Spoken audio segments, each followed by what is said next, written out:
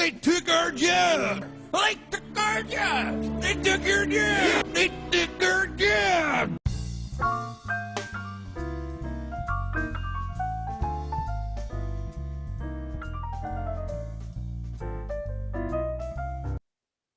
Hello, everybody, and welcome back to the Movie Pope podcast. And yes, my webcam finally works. I fixed it. I am a tech genius. And today we've got Rodney Stringfellow back. He is a writer and a screenwriting professor at UNC Charlotte. And we are going to be chatting about how to be a writer. What does it mean to be a writer? What are the structures of a story? And more importantly, what role does AI play in the future of filmmaking? But before we dive in, remember to like, comment, subscribe. And as always, thanks for watching. And Rodney, how are you doing on this Saturday before Memorial Day, sir? I am doing well. No complaints. I mean, it's just so surreal because every May you keep thinking, Memorial Day is just another week away, and then you look at your calendar like, oh, it's next week, and exactly. It happened when I was at work because I called out sick on Thursday, and then when I looked at the calendar, I'm like, oh, I hope I'm not going to be sick on Memorial Day. And I look at the calendar, I'm like, oh, it's on Monday. Wonderful. So Rodney, it's great to have you back on the show. Now, I went to a workshop that you got that the Carolina film community did. I think it was in March, and you gave this really, really, really wonderful talk. And I felt like an idiot because I didn't have my pen on me because you had a lot of great points, and I really, really wish I had written all the stuff down. But the thing that stood out to me was your intro, because you were talking about the three the 3 points or the 3 ways to make sure that your work gets read or gets noticed. So I was wondering if maybe you can kind of do a refresher for me, and I've got it recorded this time so I can go back and look at it. Okay. Well, you know what? I'm going to do my best to recall that the remember. Well, can I just preface, this workshop was held at a brewery also, so so just so we're all aware. Yes. So yes, the implication is that I was like 3 or 4 beers in when I gave my talk. Yeah, I certainly didn't have any beers either. But I'm going to try to remember what I was saying, because I was riffing. Now, so the topic was about how to get your writing noticed. Mm-hmm. Is that okay? If so, yeah, because when we last chatted, we were talking about how you got started as a writer, and you worked for Nickelodeon back in the 90s, and you worked on a show that was very near and dear to my heart, which was Gilligan Island. Mm-hmm. And you all and we ended the conversation with you telling me about a project I can't tell if you're currently working or you're getting ready to work on. Mm-hmm. So I was really, really excited just to see what kind of advice you could give to the place, because it was packed. There were like so many people there, and I was just like, I was just looking around. I'm like, oh my God, there's so many people here who want to learn how to be a writer, and that's great because it shows that far from being a field that nobody nobody has any interest in, it shows that there is a genuine interest in not only trying to get into the industry but developing the craft of being a writer, because it's not as easy as it looks. Right. Well, and I'm going to rely on you to tell me if I'm giving you what you're looking for.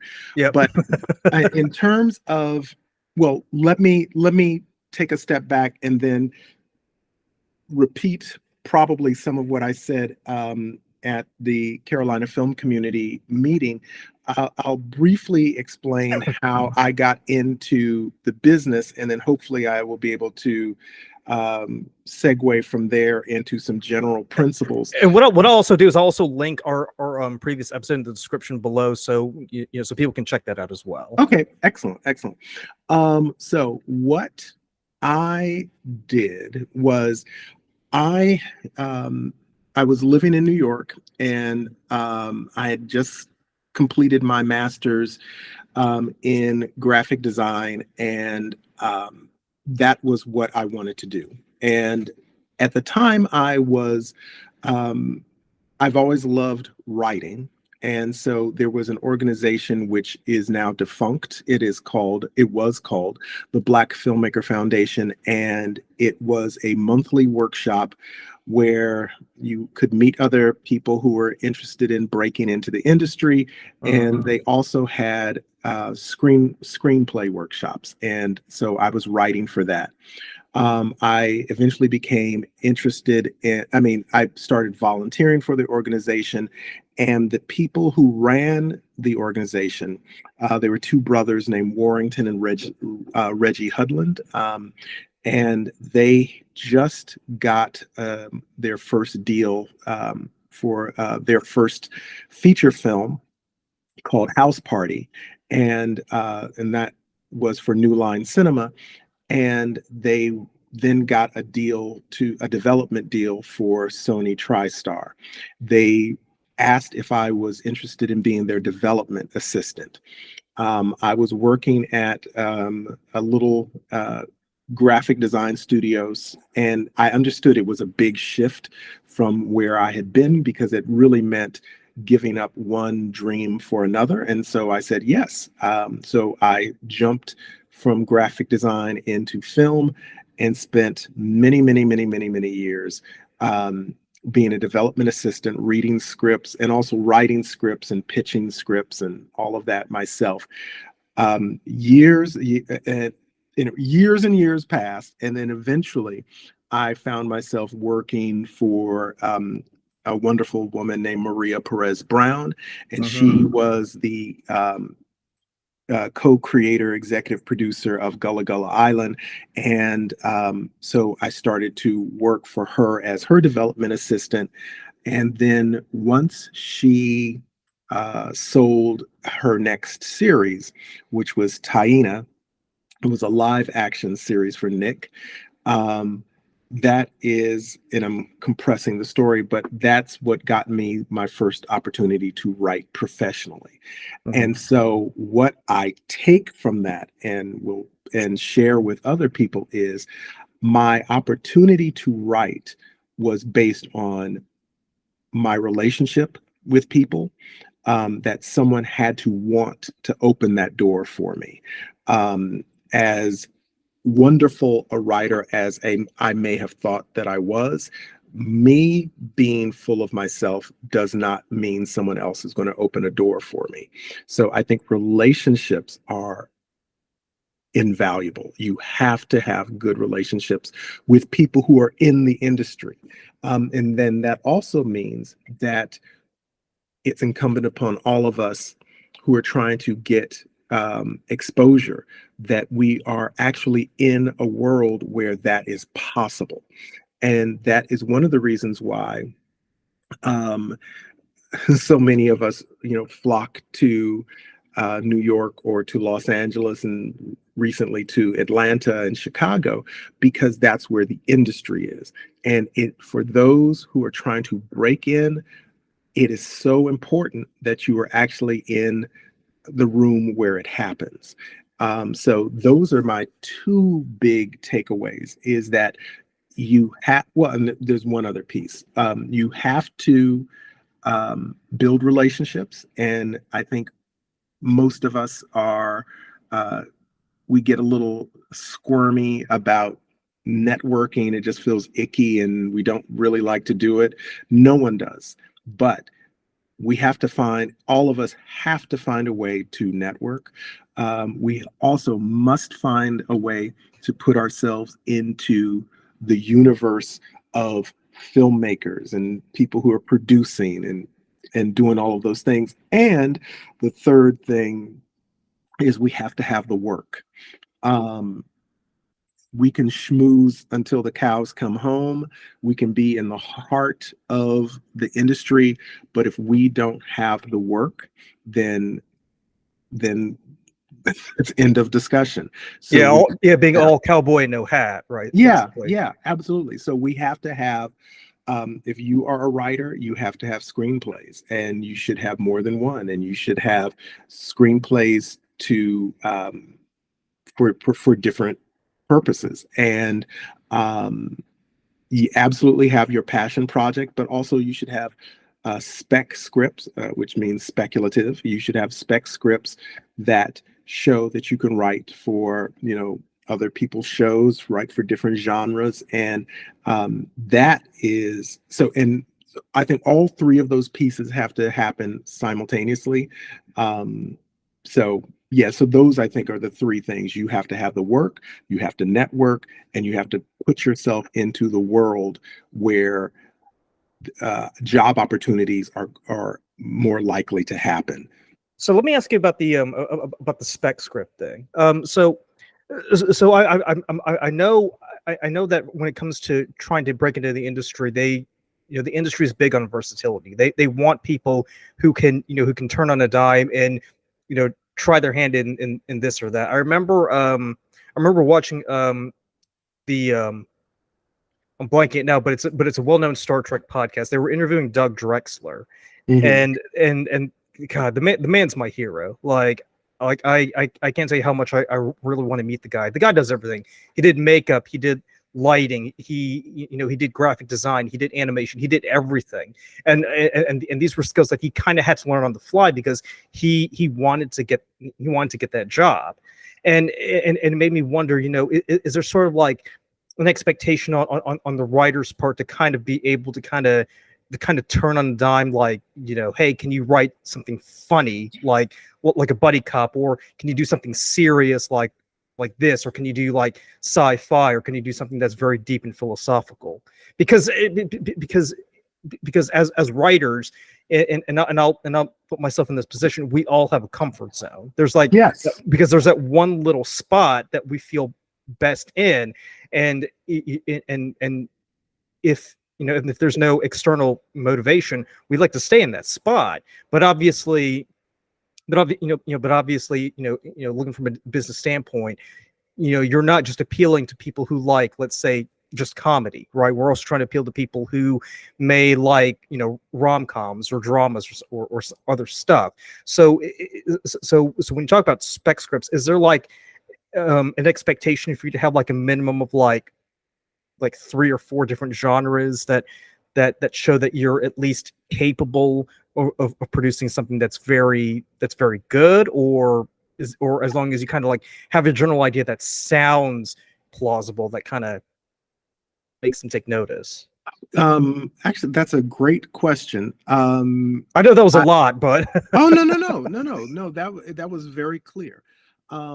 I think this is going to sound like counter to what you're thinking, is that actually, if you are pitching yourself as a writer in the industry, and on a certain level this may suck, they want you to sell yourself as like, this is the only thing that you do.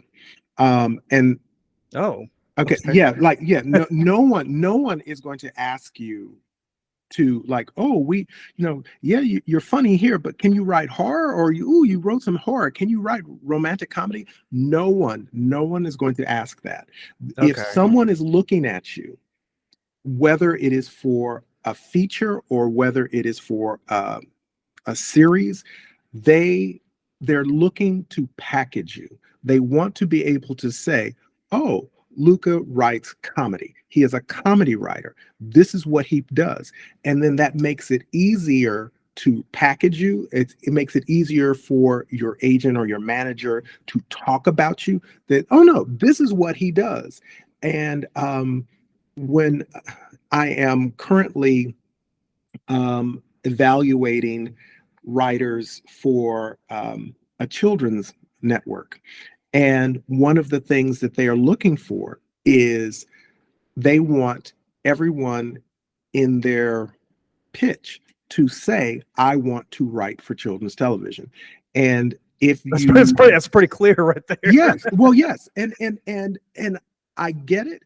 But the truth of the matter is, if you are a storyteller, you can tell stories all across the board. There are all sorts of stories that you can tell. We do have our comfort zone, but you could absolutely write horror. You could absolutely write a romantic comedy. You can write science fiction, but the marketplace, they're looking at you as a product, and it's part of being a smart marketer of ourselves is to recognize that. Yeah. They are trying to see, they're trying to figure out what hole do I fit in? What category can they put me in? And so I'm going to help them. I'm going to, if they say they're looking for X, I'm going to say, you know what? I'm X, and I'm the best X that you'll ever meet. And now that does not mean that you should stop writing, A, B, and C.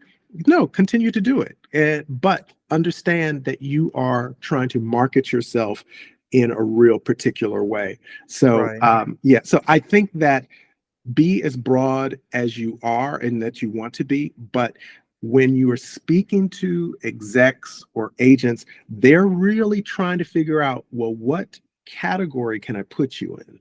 Yeah, so the last thing you want to say is, "Yeah, I'm a writer. I can do anything. I can do whatever you want." They're just going to be like, "Yeah, well, the door's right there. See you Exactly, later." exactly. Because and yes, the truth is you can write anything, but they're But trying that's to not something figure. you want to tell them. No, don't say that. Don't no, like no, they want you to believe like if they are producing westerns, I have always loved westerns. Westerns are my heart. That's what I Oh, want to do. oh, you remember Bonanza? Oh my Yes, God, I grew up on yes, Bonanza. exactly. And so, and I don't think that that is being false. It's recognizing, like, put your genuine enthusiasm where it belongs. But but you are trying to sell yourself. You're trying to market sounds better than sell. You're trying to market yourself to say, Mhm. I am the writer you're looking for. Well, to add on to that, I think also wouldn't it make sense to kind of also market yourself as someone who either likes to work on major film projects, or you're more comfortable with an episodic setting, right? Absolutely. If you are speaking Because they want to know to, what, because presumably they want to yes, know what your commitment level is. yes, So yes, so they want to know, can they depend on you for like for a project that lasts 6 months or a project that lasts 12 months, you know. absolutely. And you know what? The network that I was just referencing that I'm looking at, writers, Mhm. their thing is they're looking for people who are interested in children's television, but specifically they're looking for people who are not looking to be staff writers. They're looking for people who want freelance. And Okay. so, like, there's there are certain turns of phrases that indicate like, oh no, they're looking for something we're not offering, so we're going to have to pass. So I think it's incumbent upon us as people who are looking for work to recognize what it is the people who are offering jobs, what it is they're looking for. And that's a huge disconnect also, because I can't tell you how many times I've heard people express frustration where they say, I tried to apply for a job on, I don't know, let's say Friends, for instance, and I didn't get the job, and I don't know what I could have said or done. And you hear stories about how Hollywood has its own lingo. There's like certain catchphrases or certain Yeah, things that they want to hear, yeah, right? So you saying that kind of confirms that. It's like, yeah, there are certain things you should say to kind of get their attention, but there are other things that you shouldn't say. Obviously, the big one is saying I am blank, insert whatever genre, writer, and I can do, I don't know, an episodic series, as opposed to I'm a blank writer who prefers working on major film projects for X number of months out of the year. right. Um, one thing too, and I agree with what you just said, but I think as well, if if and this is where relationship really comes into play. If Mhm. someone wants you, they are they will give you all the grace in the world. You've heard of stories of actors. There's a recent story, and I can't remember what actor it was, but the actor needed to be able to sing, and the fact that she couldn't sing, or if she had not been trained, was not a deal breaker. And Right. they hired her, or gave her a trainer, and she got up to speed. So I think that, um, of the three, I think our our body of work is incredibly important, but I've seen people be hired who don't have a great body of work, but because they're in relationship with someone who's decided I'm going to promote their career, they get hired. So I think that, and I'm jumping all over the place a No, bit. no, that's fine. That's fine. Okay, I think that when you talk about wondering why someone didn't get hired, Mhm. I think that that is a pointless exercise, because most of what we see on the surface is not the real story. So we can never know if someone didn't get hired on Friends or some other show. We can't know. And even if I had said the right turn of phrase, probably it wouldn't have made a difference. I'm not.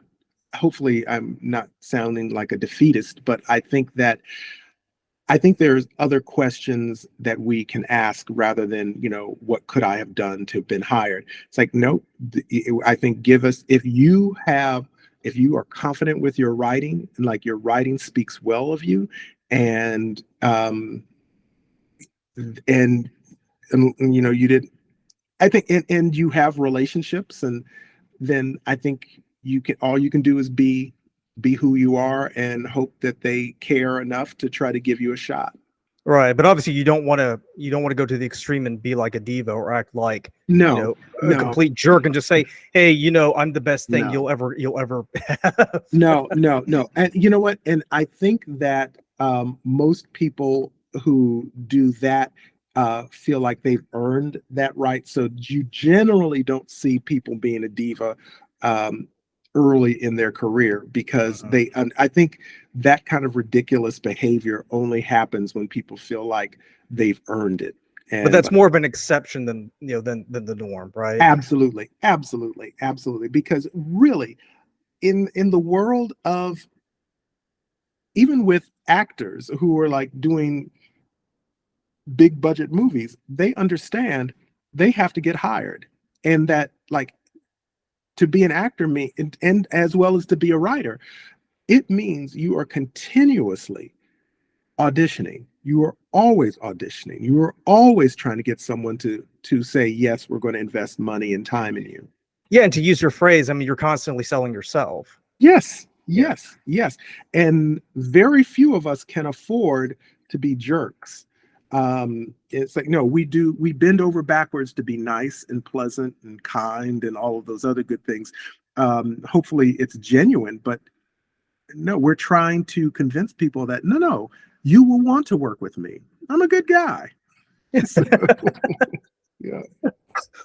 So, So so so I so I want to go to that workshop where we were talking mhm, about those 3 points, because what you said was pretty, it was pretty obvious, but at the same time it was also thought provoking, because mhm. it's one of those things, like when you hit, you're like, yeah, that's really obvious. I like, why would I need to write it down? I mean, it makes total sense, but at the same, you know what I mean? Because these are truths that are so self-evident, but at the same time, it's like, wow, like, really? Like, I thought there'd be something a bit more esoteric, more profound, a lot more like in the industry kind of thing than, than just saying, hey, make sure that your story is coherent, and you're following, act 1, act 2, act 3, and you're going from like point A to point B to point C, obviously the problem and the resolution and all that stuff. Right, right, right. Um, well, you know what? I think that, I guess what the rules that I may have shared, chances are there are other people who have a different set of rules, and so and just as people have different life philosophies, but I think that for me, those are the ideas that, like, for my students, that is what I recommend as well. That it Right. really is about having work that you are proud of, that speaks well of you, and that you are building relationships with people who not only can they help you, but you can help them. Mhm. And that you are in circles where the opportunities to work can take place. Um, I think that because of the internet, because of the internet, I'm able to work on series and be located here in North Carolina. So it has absolutely made a difference. But I don't know, I am pretty sure I wouldn't have the ability to do that had I not lived for over 25 years in New York City, building relationships that I still, reference today. And Yeah. so I think that, yeah, so I think all three of those points are still really important. And like I said, I mean, it's so obvious, but when you think, and I don't know where I heard this from, and feel free to correct me, but I heard somewhere someone said, working in the film industry is like 10% skill and 90% relational. So it's a lot more important to kind of know the people who can get you in, and then and then rely on your skills, because because there's this expectation where you should at least be familiar with it, but you don't need to be an expert because you'll learn along the way. It's I kind of agree. and it's kind of because I watched so many interviews where they chat with actors, and and they ask the actor, well, how did you get a role in this TV series? And they're like, well, I had to fib a few things. I had to pretend like I knew magic when I didn't know magic, or I had to say Yep. I knew how to ride a horse when I really didn't know how to ride a Yep. horse, Yep. and all that stuff. And that just came, that just came later on. Yeah. and Yeah. and obviously it worked, because I mean, they're sitting in the chair talking about it like 20 years later. Yeah. Yeah. Yeah. As a result.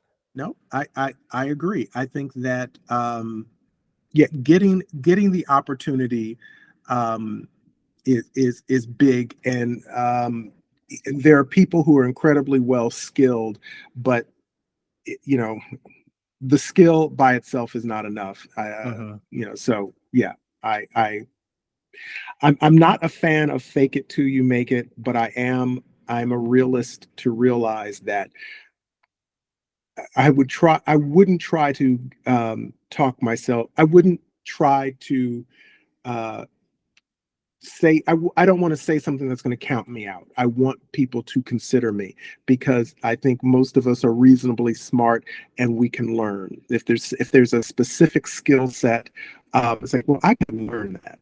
Because you're hiring me as this person.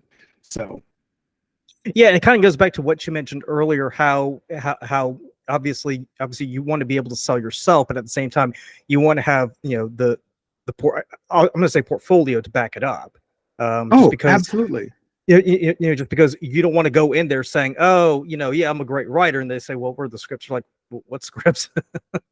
Yes, absolutely. Although there are, and I can think of some instances where people have gotten opportunities and they did not have work, but because someone wanted them to have the opportunity, like, Mhm. this is my friend, I want him to get this shot, or this is my cousin, this is my nephew, I want her or him to get this shot. So I've seen that happen. And but unless we happen to be related to somebody who's rich and powerful and influential, we have to be able to do what we say. And two, one thing, I'm referencing again, because I've been reading all these scripts, Yeah. and so I'm one of the thing.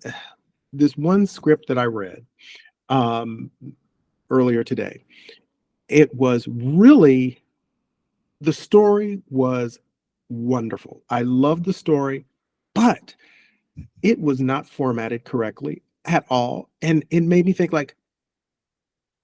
dude, have you seen a screenplay? Do you like, really? And hopefully, and I'll never meet this person. But like, I don't think that they've actually seen a screenplay. I think that they've seen films and they've seen television shows, and they just wrote it. But I'm like, it's not remotely formatted correctly. So they basically reverse engineered it. Yes, Sort of. and Okay. and I'm on a certain level, on a certain tiny level, I'm not mad at that because they did some work. But on a larger level, I'm mad at that because, and my comments were, this is a shame because this person is a gifted storyteller. I do not know why they did not take the extra step of doing the work to figure out what does a screenplay look like. And so I think that for us who are not rich or powerful or connected, Yeah. I think it's imperative for us that we know what we're talking about, because if I am related to somebody, they will give me a second and third chance. If I'm not, all I have to do is show them once that I don't know what I'm talking about, and I'll never be considered again. So I think there is knowable information. Formatting is knowable information. If Mhm. you're writing a spec script for an existing show, that's format, that structure is knowable information. We have no excuse for not knowing information that is easily knowable. There's a lot of stuff that you cannot know. Uh, there was, trying to remember, I was writing, this was years ago for a show, and I wrote something where one of the characters said, that's cool. And the producer said, oh, we don't use that word. We don't use cool. No, like that, we don't use cool. And I'm like, okay, there's no way I could have known that. And Yeah. so there's information that we can't know, we can't anticipate, but there's a lot that we can know. And so it's incumbent upon us to know that information. So Rodney, was the professor part of you really tempted to like grade that script? Um, you know what? It's like C minus. Please see me after hours. Actually, no, because I don't actually like grading. I don't like grading. When I first started teaching, I had the luxury of teaching at Sarah Lawrence College, which is a school where they did not give out grades. And Oh, okay. yeah, so we did not give grades. And what they got from the class was their work. And that's sort of how I was trained. And so it really, when I started teaching at UNC Charlotte, it was this shift in my thinking to put numbers on things. And so my natural inclination is to simply tell you what I think about the work and leave it there. But unfortunately, I must give out grades. But no, I never want to give out grades.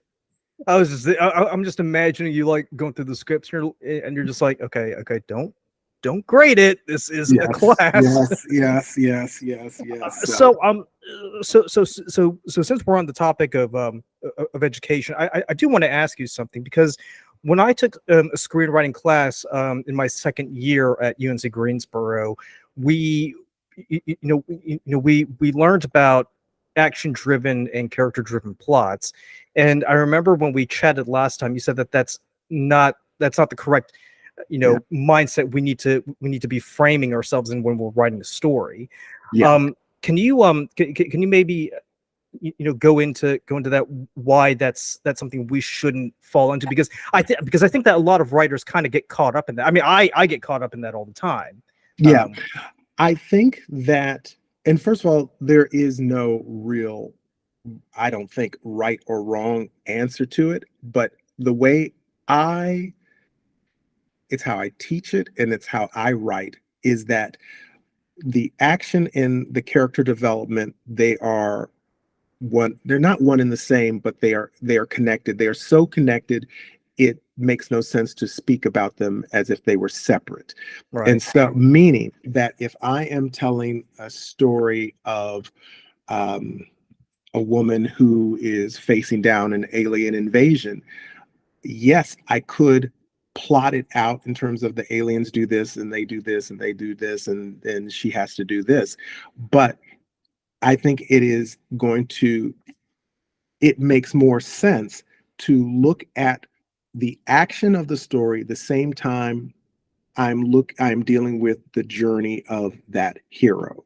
Because that protagonist. because obviously that lady is gonna have a different reaction than say you or me, right? Yes, absolutely. Because like if you saw an alien invasion, I'm guessing, well, probably like me, you turn and like head for the hills, right? Yes. Whereas a lady would probably like go Sarah Connor on their ass or something. Exactly. And so it, because there are the events of the story that you like, it's an alien invasion and they're coming and they're killing people in the world, that you have all those thoughts, but that isn't the story. The story doesn't come into play until you recognize through whose lens am I seeing these events, and what and who is that person. And if it's this woman, if it's, Sarah O'Connor, and she wants to save her alien father from the aliens, I'm making this up, then that specific set of motivations changes everything. If this is a story about a woman who's trying to save her father, then that dictates all of her decisions, and it dictates the lens through which you want your audience to see this story. And that would be very different than, is this a guy who he's played Space Invaders all his life and he really wants a chance to shoot down some real aliens. That's a different story. It could be the same aliens, the same setting, but because the character is different, the story is going to unfold in a very different way. And importantly, the climax of the woman who wants to save her father, the climax of that story, by definition, is different than the climax of the story of the guy who wants to be a hero, an alien hunter. So I think that we have to juggle both of those things at the same time. Right, and also we should also be cognizant of the fact that what their motivations are is what determines how much we as the audience are going to care about them. Whether, because obviously if it's a woman trying to save her dad, there's going to be more empathy and more of a motivation to care about her than say that kid who just wants to shoot down aliens because he's played Space Invaders all his life. Absolutely. And I think that,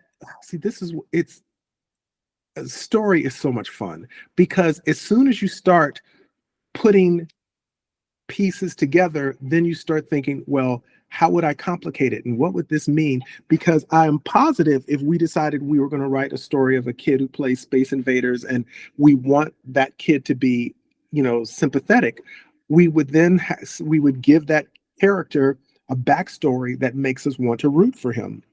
We would give him some obstacles that that really makes us feel like, oh man, I hope he makes it.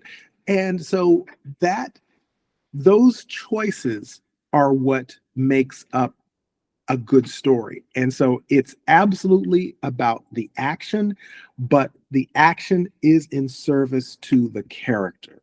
In service to the protagonist. So in other words, the action is secondary to the character motivation. Yes. So let me ask you this, because my co-host and I, we review a lot of movies and TV shows on this podcast, and we've said it time and time again, it's very, very easy to go overboard on all these different plot lines.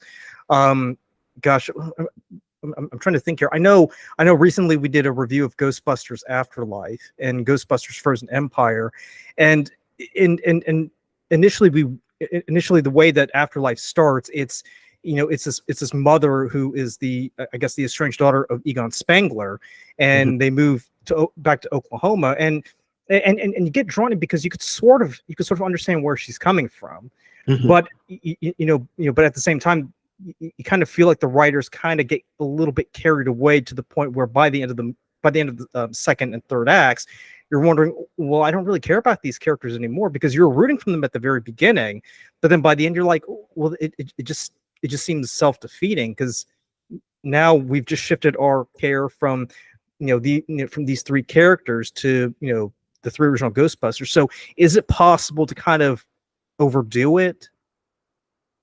Oh, okay. Overdo what? I guess can you, I guess can we, well, let me split into two parts. Is it possible to overdo it on on the action, because it's easy to, it's easy to say, this woman is going to save her dad from the alien invasion, but then you throw in other, other plot lines like, oh, and then the aliens attack a hospital, and then we meet a group of survivors who are trying to fight off, but then but then we jump to the US government, who's trying to figure out what's going on and how they can fight back. And now and now the audience is trying to figure out, well, who do we sympathize with? Do we like root for the lady, or do we root for the survivors in the hospital, or are we rooting for the US government? Yeah.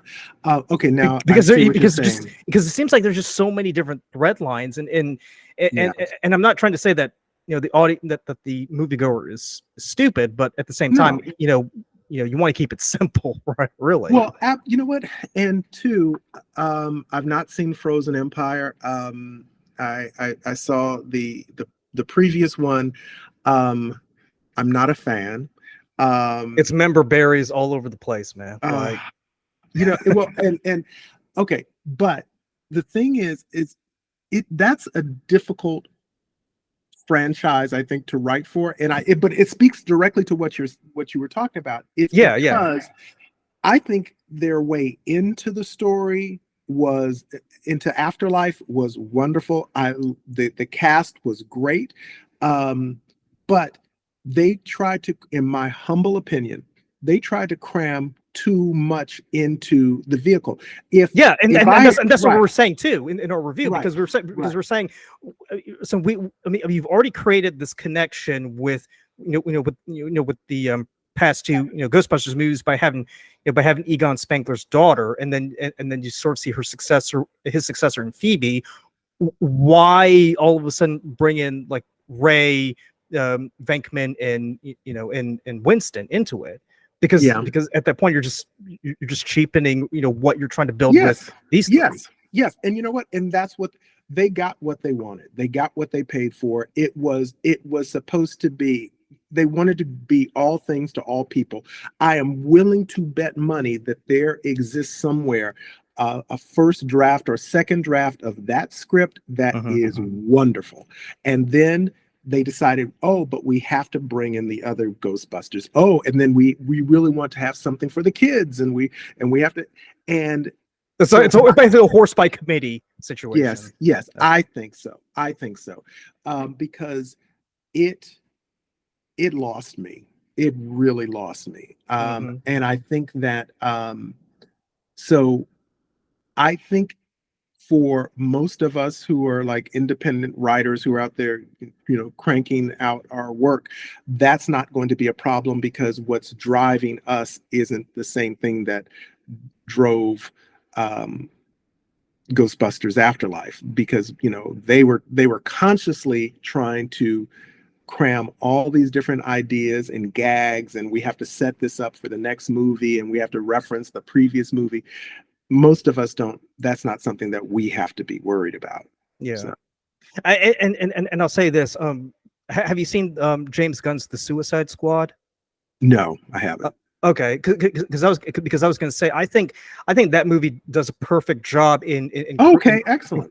It does a perfect job in sort of referencing the previous movie, but standing on its own, because with this iteration of the Suicide Squad, you know who they are and you care about their motivations, but they're not doing too much. I think what James Gunn did was, the main story was they have to go to this island on Amanda Waller's orders, and basically get rid of whatever's over there to cover the U.S. government's tracks. Right. So there aren't too many deviations, and what I like about that is that these deviations kind of resolve themselves. What really bugs me as a film critic and as a writer is the fact that writers kind of get carried away, where they kind of like throw all these different plot points in there because they want to appeal to everybody. But what's so maddening is that these plot points never get resolved, right? And I mean, does that? Yeah. I mean, how do you feel about that? I think it's filmmaking by, well, all filmmaking is collaborative, but I think that the size of certain properties are so vast and there's so much money and there's so many different interests involved that there's too many masters who must be served. And I think that there's sometimes it works out wonderfully, but oftentimes it's a disaster. So um you know, God bless the folks who have the opportunity to work on these big projects. I think that Oh that's yeah, yeah. great, but the when I think of um, and I don't remember if we've discussed this before, that the gentleman, and I could Google it and pull up his name. He did the original. He did the film Lights Out. It was the short film, and then it was a feature, a horror film, and then he went on to do the two Shazam movies. I can't remember what his name is. If you said it, I'll think. But anyway, I just think that he his original film was so smart. I just wonder, and I'm happy for him because I'm sure he has a house and a car and all of that other good stuff. But if if someone hadn't dangled out, oh, because you made this really smart horror film, then now let's give you this big, this DC hero to make a movie of. And it was okay. It didn't rock my world, but I just think he had more interesting things in him. And I think that um, I'm not mad at anybody who gets a paycheck at all. I'm not mad at them. But when it comes to art, I am hoping that I want more artists. I want more people to like, don't, no. And again, I'm not saying like Taika Waititi, he has managed to get the check and still create art. So Yeah. he is great. But I think not everyone else is able to do that balancing act as well as he does. Yeah, and I think with Taika Waititi, he has this particular style that you recognize in all of his movies. So I think, Yeah. so I think for directors like him, they have the freedom to to imprint their own style and be artistically free, while at the same time appealing to the to the overlords in Hollywood and saying, Yeah. this is like this quirky indie humor that can also make you money, because Yeah. because and you know this far better than I do. Obviously, at the end of the day, if it's a war between the big bucks or artistic integrity, it's going to be the big bucks. So, Of course. oh, it's Absolutely. David F. Sandberg. I looked it up, by the way. Oh, yes. But yes, and no, I'm not giving him the side eye. It's just that his first film, it was just so smart and delightful, and I I would I, when I saw Shazam, I was like, meh. So, But that's just me. but that's because he was working. He at that point he was working within the confines and the Of course, parameters of absolutely. the studio. So obviously, you kind of have to turn to Yeah. work within that realm. Yeah. But I do want to shift gears a little bit here, because speaking of artistic integrity, recently Scarlett Johansson was back in the news because apparently her, I think it was her voice got replicated with AI, and there's like this huge brouhaha. And I remember, and I distinctly remember you saying at that workshop that you are not a Luddite, but there are some concerns that AI, the AI pose for for creatives in the industry. Oh, absolutely. Because and we had a very, very good discussion before recording, but but when I interviewed Andrew Gadjadar last year about the strike, one of the touching points was was how much use of AI could the studios use in their projects, and obviously that was something that was that wasn't really resolved during the strike, because obviously there were a lot of moving parts and a lot of issues that the writers and actors were trying to get resolved. So obviously the whole AI situation wasn't a hill that they were one to die on, not at at that point. But I want to talk about like how big of an issue is AI going to be for for creative individuals such as yourself, in the upcoming years, because obviously AI has been marketed as this as, I don't want to say wonder drug, but as this like wonder kid that can do anything and everything, and it can do it 100 times better than us puny humans. So I was Right. just wondering if you can like go into that. Okay. Oh, absolutely. And actually, I was looking over here. Excuse me one sec. I was going to see if I can get my hands on it. Because you mentioned Scarlett Johansson. Yep, I remember that movie. That was a really creepy movie, by the way. But it was so good. Oh, Spike Jonze did his thing. It's a brilliant, brilliant movie. But just, and I'm sure your listeners are aware of it, but in the film Scarlett Johansson voices an AI program. The irony wasn't lost on me. Oh, okay, right. And so so she voiced an AI program that fell in love with her human. And I understand why OpenAI, I think that's the company, wanted her to be the voice of their AI. And it's like, it's very clever, it's very inside, it's very funny, and Scarlett Johansson was crystal clear, and she said, no, you do not have permission to do it. They asked her in writing twice, she responded in writing twice, no. And one of the creepy things, you mentioned creepy, is that they, in their language to her, they said something along the lines of, if you participate in this, it will make the transition for people, to using AI so much smoother, and they will accept it. And it's like, oh, so you want to use me as a tool to draw people in? And she said, she gave a hard no, and yet they continue to use her voice. And the audacity of it is, I think, part of what made me so like, girl, get your money. Scarlett, I hope you sue the pants off of them for that. But I mean, in this case, it was a clear-cut case, because they continued to do it, even though she said, I think you said twice, she said, no, don't use it. Yes. And then, but then they said, and maybe they honestly believed that they had tweaked it enough so that it didn't sound like her. But when they released it, the president or CEO of the company, he referenced the movie. He said her. And so it was clear what they were trying to do. But now, which I think gets to the heart of the problem with AI. It's not that we don't want people to be creative. AI has allowed lots of filmmakers and graphic designers and illustrators to do things they could not afford to do otherwise. I get it. However, just as well, I think that the real issue is copyright. And just as Scarlett Johansson said, no, you don't have, I own the copyright to my voice. I am not giving you the right to copy my voice.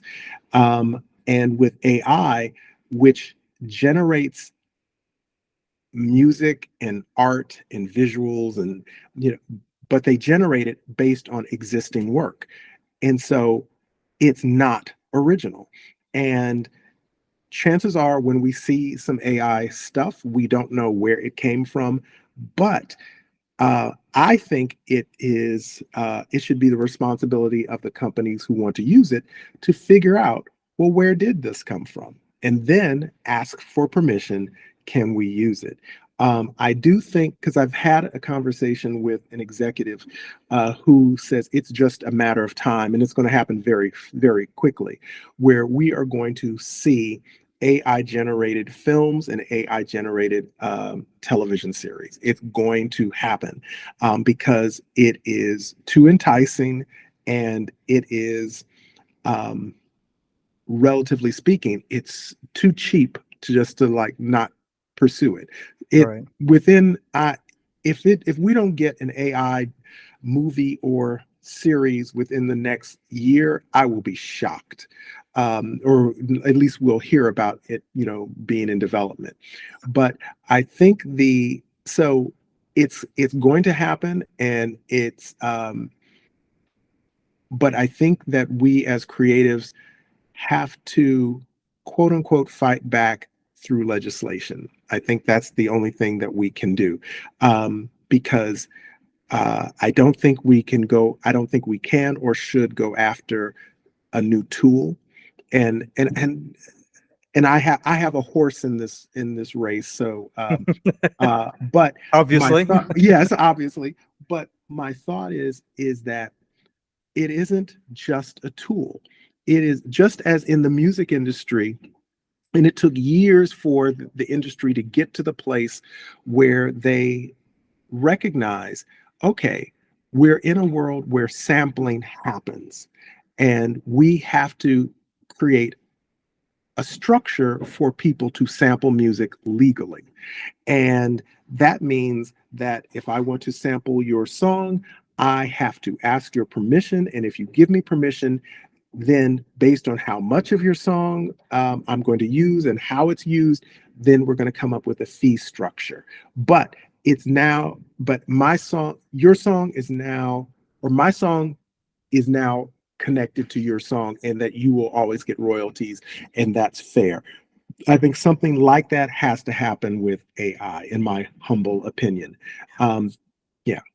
But I mean, on that point too. I mean, keep in mind.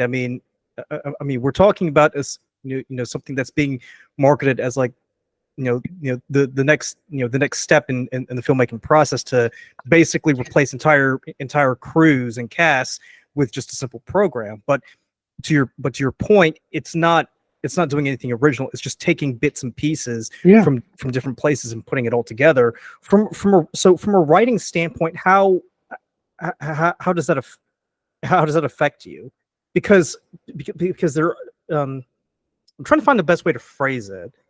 Because if you watch like a lot of TV shows and movies, for instance, you'll notice like a running theme. And the big one that comes up is the Star Wars series and the Harry Potter series, because they both start off with like this orphan boy who discovers he has a special ability, and he's called to go on this journey. Obviously, one goes off and discovers his father is the Lord of the Sith and the pawn of the Empire and fights to redeem him, and the other discovers he's a wizard, goes to a wizarding school, and defeats a Dark Lord who may or may not be related to him.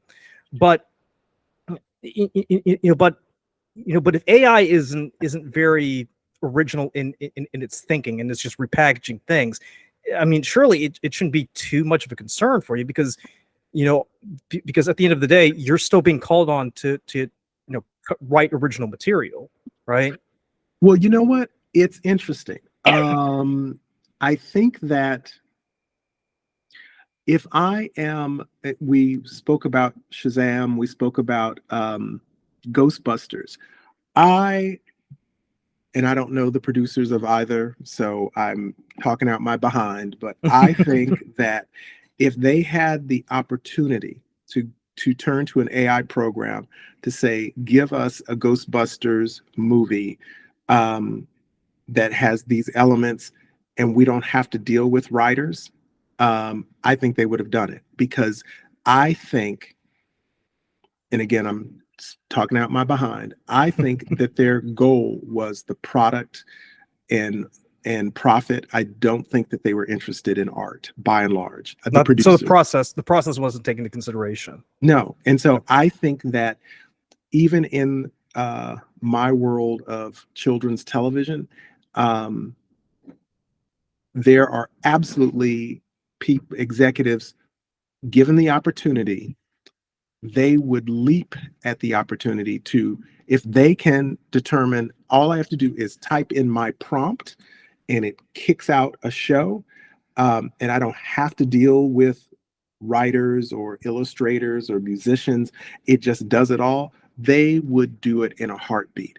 Now, that's the reality, and that's one reason I think we have to push back with legislation. However, I think that won't stop those of us who are writers and artists from creating work, because our motivation to create is not profit. Yes, we would love to be paid for our work, but that's not why we do it. We Right. do it because it's our life's blood. We are artists, and so for me, as both an artist and as a consumer of art, I personally am not interested in a broad sense in the work created by AI. I am interested in the work created by human beings because I'm interested in the human story. I want to see how you create story. I want to see how you take the pieces of your life and find meaning from it, as opposed to a program assuming what I want to see and then handing it to me. Right. So, so it kind of sounds like even though AI is kind of being billed as something that could potentially replace writers, in essence, you know, writers aren't going away anytime soon because because they're going to need existing material to mine from in order to get to the end product. Yes, but existing material, we have thousands and thousands of years of existing material for them to pull from. So That's true. I Yeah. think that they don't necessarily need, at least they don't think they need any new material. I think they have enough. I think they have enough existing material to tell all the stories that they want to tell. And But they so, also, but they can also show their hand because there have been instances where we've seen AI generated work, and you kind of can tell that it's AI generated. It's not fooling oh yeah, anybody. you know what? And that is absolutely true right now. Probably this time next year, we won't be able to tell because it is becoming more and more sophisticated. And soon they will be like you will see photos and the characters won't have 6 and 7 fingers and it'll look real. So they're going to fix that. So I think the issue as a consumer of art, for me, the issue is I want human stories. And it's not because I don't like robots. It's just because I'm looking for meaning. And I don't believe a program can give me meaning. And as an artist, I want to tell my stories. I'm more interested in telling my story than making money or getting influence. And there are lots of people who would not agree with what I've just said. There are a lot of people like, no, I want my money. And so But that's perfectly reasonable too, because at the end of the I day, agree. I mean, people do want to work for a living, you know. Yes, and they should. Absolutely they should. So So let me ask you. So let me ask you this. Maybe I mean, because obviously on the creator side, we need we need to make sure that we're pushing for legislation to be a bit stricter on how AI can use our material. Obviously, the big one's going to be copyright law because because we want to make sure that if our work is referenced or used in any in any capacity, we want to get the recognition for it. Um, is there a responsibility or an onus on the part of the consumer to make sure that AI doesn't run away and become this this be all end all thing? actually, that's an excellent question. The short answer is absolutely, Hmm. because if if AI generated film is if it is to be the new thing, it will be the new thing because audiences have said, I don't care. That's fine with me. And and they very well may. I suspect that the vast majority of people are going to be okay with it. I don't. I mean, I may be wrong, but I think most audience members won't particularly care. Um, and if that's the case, then I think it's a foregone conclusion that we're going to get computer generated stories.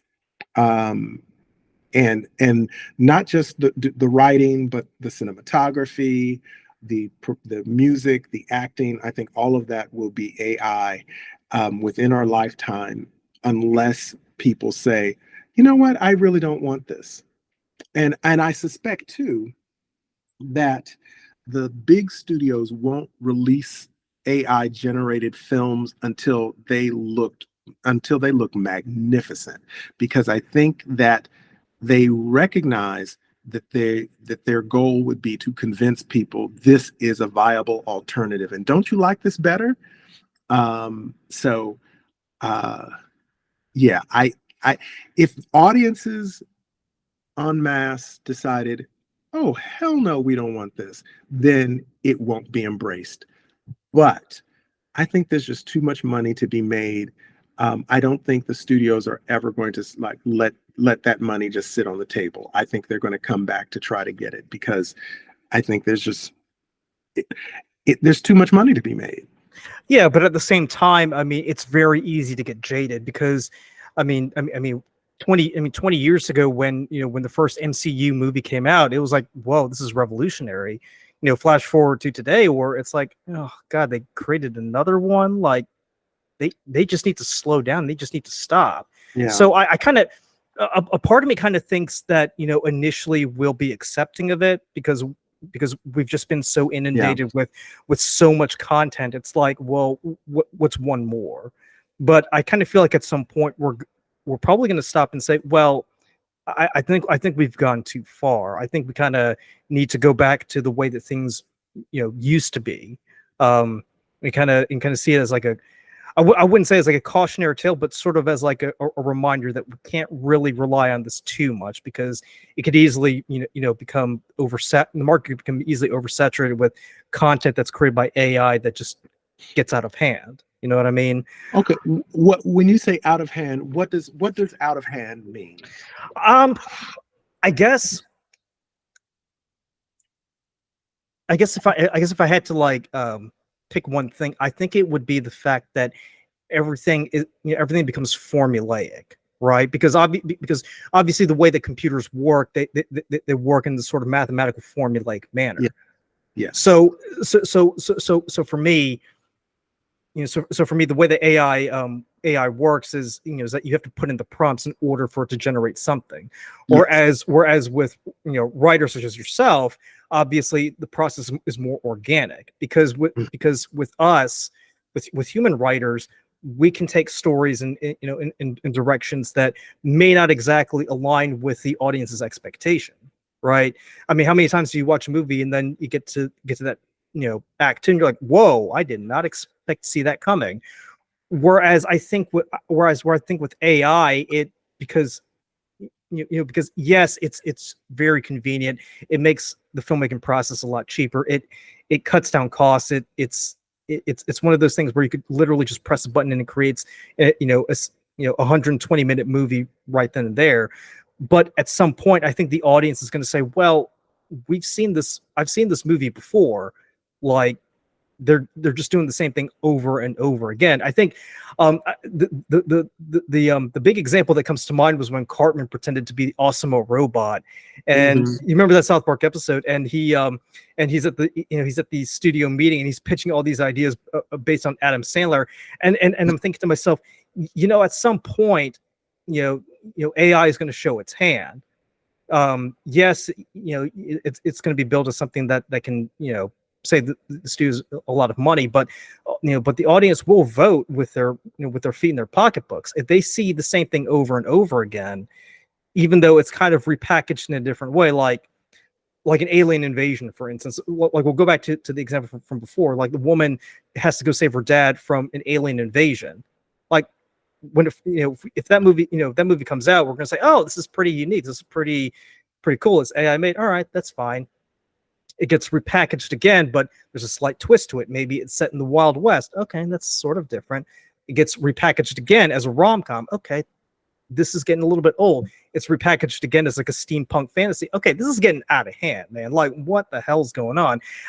That's the point I'm getting at, because I think the thing that kind of makes AI kind of hurt itself is the fact that it's too formulaic. It's following this. It's following the same prompts over and over again, and trying to like tweak it a little bit, trying to take that one element to try to change it, but and it is assuming that the audience won't notice. But obviously, AI is not going to take into account that the audience is smart enough to know when the same story is on repeat over and over again. Well, you know what? Actually, and obviously, I don't want to be an apologist for AI, but I will say though that playing devil's advocate for a moment, that I think that the prompts will change, and one thing that can happen, and I can see this very easily, is what can make AI film more engaging than the way we are currently thinking about it is okay, we've already moved from physical media. So no one needs, right now you have to bring in, no longer do you have to bring in 35 millimeter celluloid. You're not going to even have to bring in a DCP. It's just going to be streamed. What if the AI is able to get Google Analytics, and they discover the people in the Charlotte area, this is the type of film they want. And so the version of the film that we get here is different than what they get in Austin, Texas, which is different than what they get in Chicago, Illinois. Yeah, I see what you're saying. And so I think that AI generated content, it has the potential to be specialized or made specific for specific audiences in a way that films today could never be.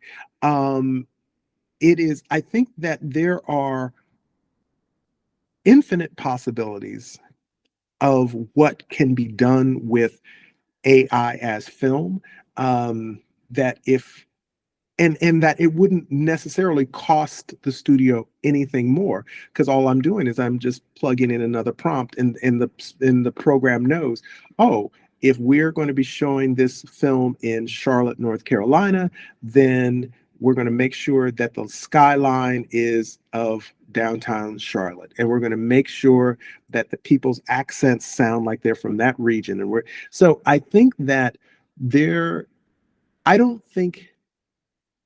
I think that the greed of the corporate suits, as well as the cleverness of the program, are going to, I don't think it's going to be an easy, I don't think audiences are going to automatically go, yeah, I've seen this. Like, oh no, they're going to work hard to keep it fresh. They're going to do things. Yeah, but to counter that point, I think the reason why we enjoy these stories is because these aren't necessarily stories that we're familiar with. As in we like reading or watching movies about stories set in other places, right? So I think yeah, I mean, so yeah, that does make complete sense, that that the next step would be to go into the analytics and see what works for a certain market. But at the same time, I feel like for the audience, if they really want to watch something that's local to them, they might as well just like turn on the news and watch that. Like the whole point of going to a movie theater and sitting down for 2 hours to watch a movie is to watch something that takes place somewhere else, or set in a different time. I mean,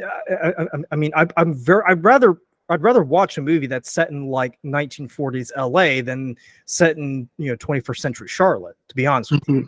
And I think most, well, I don't want to speak for everybody, but I kind of get the feeling that that's how most people see things when they go to the movie theater and they have that experience, because it's because even movies that are filmed in the Charlotte area, they're still set in a place that's different from our setting, like Homeland, for instance. I mean, I think season 1 they shot that in uptown Charlotte, but obviously that's supposed to be like somewhere else. So so yeah, they could go for the local flavor and try to make it more relatable, but at the same time, people want to see something different. They don't necessarily want the same old thing because they already experience that on an everyday basis, right?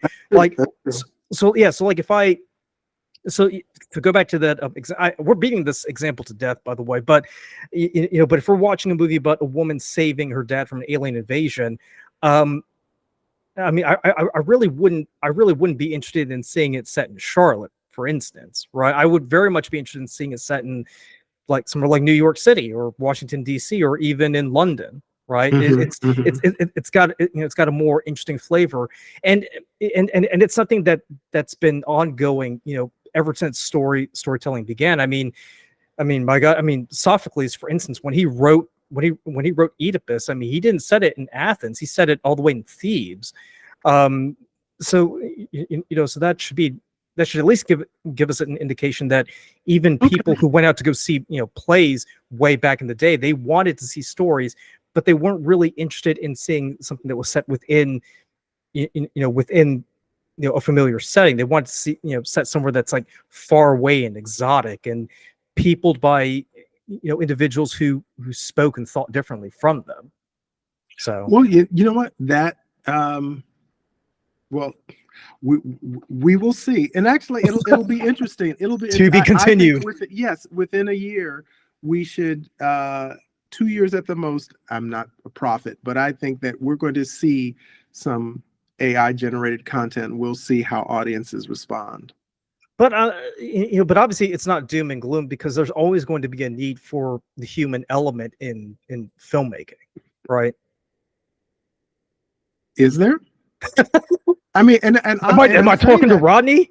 Okay, yes, exactly. Well, because the thing is, oh, good gravy. What is his name? There's and I cannot remember his name. Randy Travis. Randy Travis, the country singer, who has, I think, an album coming out where it's like it's AI because he's lost his voice, and so they got another singer to lay a track, and then they told the program to duplicate Randy track because they input all of his old songs, and then the program is mimicking, I guess, the phrasing of this other guy, and so and Randy Travis, he signed off on this, and it's just that, and already you can see holographic performances of ABBA and I think Frank Sinatra. And so it's complete. I mean, we're already in an era where someone doesn't have to be alive to perform for you. And so and someone doesn't have to sing in order to sing for you. And so I can absolutely envision a time in our lifetime where there will be films or media whose only humans are the people or the execs who push the buttons, that there doesn't have to be, there's no voice talent, there's no actors, they're all pulling it from the World Wide Web, all for their information. So I'm not rooting for that future, but it's hard for me to envision it not coming. But I mean, at the same time, I mean, to go back to Scarlett Johansson, I mean, obviously, like yeah, it's like we're heading to that future where AI is going to be, creating movies for mass consumption. But at the same time, these studio execs, I'm betting on the fact that they still want to use big name actors to pull in the crowds. Okay, I mean, good point. Good point. No, we'll use Scarlett Johansson for for instance, because she's one of the highest paid actresses in Hollywood right now, and she's very well known. She has a distinctive voice, a very distinctive look. I mean, obviously, yes, you can create a movie at the single push of a button, and it could be done within a day or so, but you still need that human element, i.e., you still need the familiarity of human actors to kind of bring the audience in. because obviously if you create like these characters who are like an amalgamation of all these people and you don't know who any of them are, that's going to be a bit off-putting. You know what I mean? Okay, okay, oh, okay, that I think is a significant point that you've made. Yeah. Because I do think that one of the biggest things that pulls people into theaters is not the genre or the subject matter, it is the stars.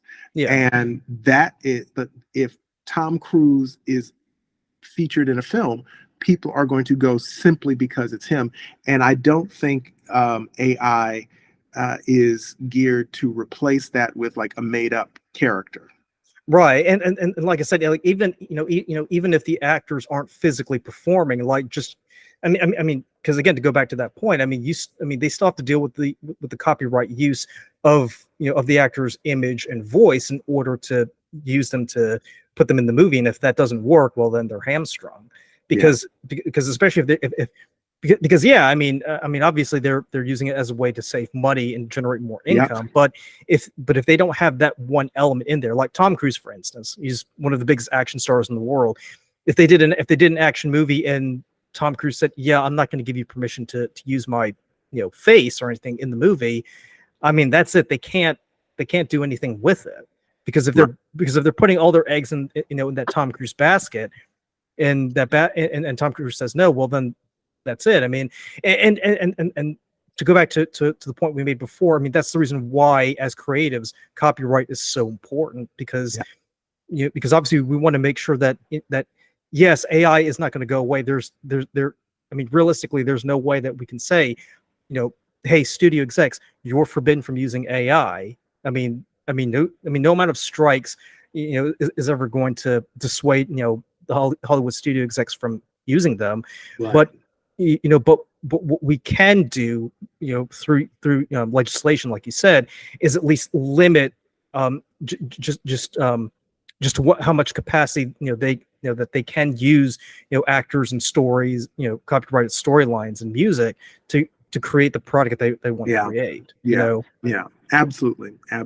So let's hope that they are able to do that. It'll be interesting to see how it develops. Yeah, absolutely. I mean, it's not all doom and gloom. I like to think at some point, the human element will return. But I kind of think, as with everything, like with the dawn of the internet from 20 years ago, it's one of those things where we kind of just need to let it play out, and just see what people say. I mean, hopefully, I like to be optimistic and think, hopefully, people will eventually realize, I actually do miss, the organic touch in storytelling. I do miss the fact that there are people who are actually laboring and working to create this product that I can enjoy for many years to come, because that's why we still appreciate movies from way back in the day. I mean, just the other day I watched what was it? I watched Across 110th Street with Anthony excellent. Quinn. Yes, excellent. And you know what? I mean, for all of its faults, I think it was a brilliantly made movie. Oh, it sure was. Oh, absolutely. Not to mention Bobby Womack's track. I'm like, let's see AI try to create something like that. Yeah. So it'll be interesting. We are at the beginning of a brave new world. So we will see. So Rodney, I just want to thank you so much for taking the time on this holiday weekend. Thank you for having me. Thank you. Yeah. I appreciate it. This is wonderful. Yeah, and you know what? Like, I like to think that this was a very productive discussion. And you know what? I think for what it's worth, I think it at least gives people an idea of what of what is going to happen within the next few years, because it's something that's not going to. I mean, it's not something we can avoid. It's going to happen.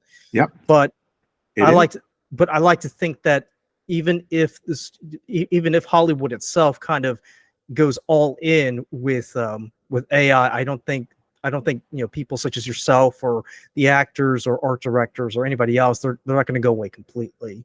No, I don't think completely. It'll be interesting, because I can't, because you know what, there's going to be new developments in technology that we can't see coming. So it'll be interesting. I'm going to make a Star Trek reference. Do you have you ever watched the original series, one with of course. Shatner? Do you remember that? Do you remember that episode, The Ultimate Computer, where the Enterprise is fitted with the M5 machine that can supposedly run a starship better than 400 crew members? Oh no, I don't remember that one. Yeah, it starred the actor who later went on to play Black Dracula. I think it's like William something. Oh, okay. But basically, the Enterprise is outfitted with the M5 computer, and so most of the crew they're just like put on like a space station, and the Enterprise goes on these trial runs. And at first, the M5 does a brilliant job because it's able to like predict and calculate courses and just do things far better than what the crew can do. But but what really causes the M5 to break, so to speak, is the fact when